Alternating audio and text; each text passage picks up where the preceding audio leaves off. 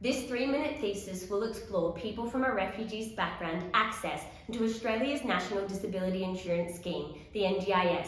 In 2018, the United Nations High Commissioner for Refugees estimated that 3.4 million refugees are likely to have a disability. This is likely to be higher given the ongoing global conflict. Despite Australia increasing the number of refugees with disabilities immigrating, participants from culturally and linguistically diverse or flawed backgrounds are underrepresented in the NDIS.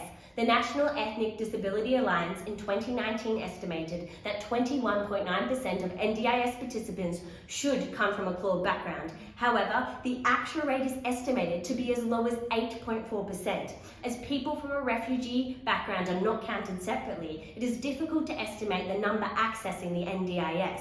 Therefore, understanding the barriers for access is vital. The key study by El Habab 2017 identified socio-cultural factors related to the cultural constructions of disability, communication barriers, as well as the stigma surrounding disability within refugee communities. My research will help add information to this gap.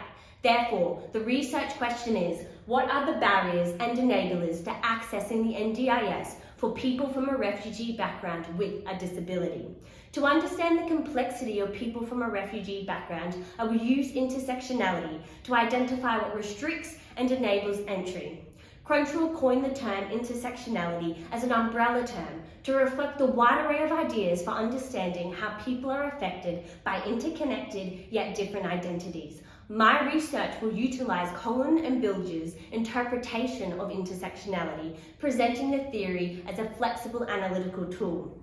This is appropriate as research must consider the complexity of refugees' lives and consider how a range of inequalities impact life opportunities such as health and access to support.